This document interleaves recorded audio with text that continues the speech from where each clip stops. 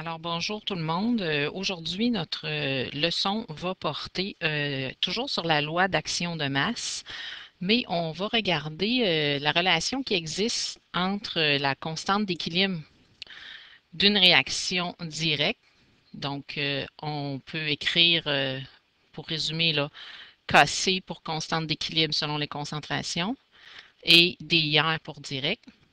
Donc, la relation entre cette constante d'équilibre-là de la relation d'équation directe, pardon, avec celle de la réaction inverse, donc KC pour constante d'équilibre et INV pour réaction inverse. Donc, une fois, dans le fond, qu'on a déterminé la constante d'équilibre de la réaction directe, ben, il va être possible là, de déterminer la constante d'équilibre de la réaction inverse. Donc, supposons la réaction de synthèse de l'ammoniac. Donc, si on écrit l'expression de la constante d'équilibre de la réaction directe. Donc, la réaction directe ici. Si on écrit KC direct, donc l'expression de la constante d'équilibre, c'est quand on écrit les variables de la constante d'équilibre. Donc, on se rappelle que c'est la concentration des produits élevés à la puissance là, qui correspond au coefficient, donc concentration de NH3 au carré, divisé par la concentration des réactifs. Dans ce cas-ci, concentration de N2 exposant 1 fois la concentration de H2 exposant 3. Donc ça, c'est la constante de l'expression de la constante d'équilibre de la réaction directe. Mais comme cette réaction-là atteint l'état d'équilibre, ben, on aurait pu écrire l'équation en sens inverse. Donc, pour la réaction inverse, bien, on aurait KC inverse. Donc, si je l'écris en sens inverse, dans le fond, mes réactifs ici vont devenir mes produits. Donc, on va avoir concentration de N2 fois concentration de H2 élevé à la 3 divisé par la concentration de NH3 au carré.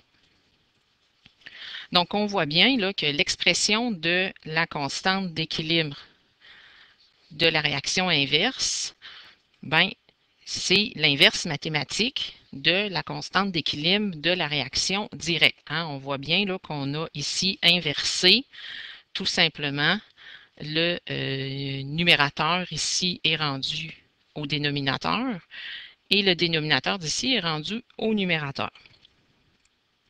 Donc, c'est important ici de parler d'inverse mathématique et non pas d'opposé mathématique. Donc, c'est important de distinguer les deux. Donc, ce qui nous donne mathématiquement, quand on veut parler d'inverse mathématique, ben, on écrit ça comme ça. Donc, on a ici KC direct, ben, c'est égal à l'inverse mathématique, donc 1 divisé par la constante d'équilibre de la réaction inverse. On pourrait tout aussi bien écrire KC inverse est égal à KC, pardon, est égal à 1 sur KC direct. Donc, on a dans le fond ici, on peut échanger de place les extrêmes puisqu'on a affaire à une fraction. Donc, si on reprend notre équation du départ, donc où on a un équilibre là, entre la synthèse et la décomposition de l'ammoniac, avec un KC de 4,2 par 10 exposant 8 à 25 degrés Celsius. Donc, on se rappelle, là, c'est important d'indiquer la température parce que la constante d'équilibre va changer avec la température. Donc, ici, je vous fais remarquer en passant qu'on a un KC qui est beaucoup plus grand que 1. Donc, si on se rappelle là, ce qu'on a vu au dernier cours, ça nous indique que ici, les produits sont favorisés.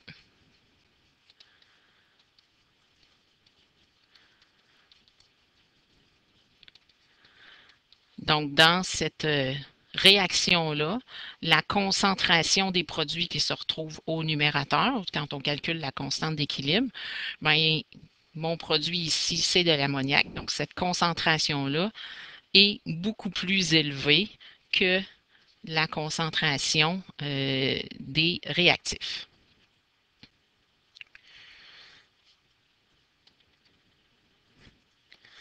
Donc, si on pose la question suivante,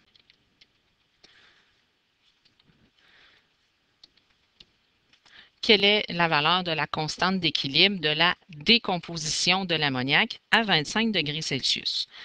Donc, c'est important ici de faire très attention aux questions. Donc, ici, on vous demande vraiment la décomposition de l'ammoniac. Or, la réaction qu'on a ici, ben, c'est pas dans la réaction directe, ben, c'est pas la décomposition, c'est la synthèse. Donc, dans le fond, ma question, c'est, il faut que je trouve un KC de la réaction inverse. Donc, comme on l'a vu précédemment, ça va être égal à 1 sur KC de la réaction directe. Donc, 1 sur 4,2 fois 10 exposant 8, ça nous donne un KC inverse de 2,38 par 10 exposant moins 9. Et je vous rappelle qu'il n'y a pas d'unité dans l'expression de la constante d'équilibre. Donc, on a notre KC de la réaction inverse, soit de la décomposition de l'ammoniac à 25 degrés Celsius. Puis là, on voit le contraire de tantôt, c'est-à-dire qu'on a un KC beaucoup plus petit que 1. Ça nous indique que les réactifs sont favorisés. Donc, la concentration des réactifs est plus grande. Puis là, vous allez peut-être me dire, mais là, tantôt, on a dit que c'était les produits. Oui, mais tantôt, les produits, c'était l'ammoniac. Si j'écris la réaction inverse,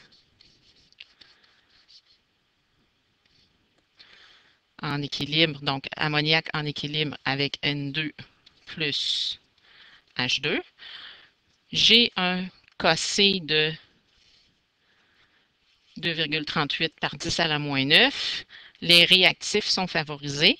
Et dans ce cas-ci, quand je l'écris dans l'autre sens, les réactifs, c'est l'ammoniac. Donc, c'est important de comprendre que comme on est à l'état d'équilibre, on peut écrire l'équation dans un sens ou dans l'autre, mais que, donc, ça va toujours être vrai. Par contre, les KC là, vont être l'inverse l'un de l'autre. Donc, ça complète notre leçon pour aujourd'hui. Sur le site, vous allez retrouver un devoir qui correspond à ce que je viens de vous expliquer.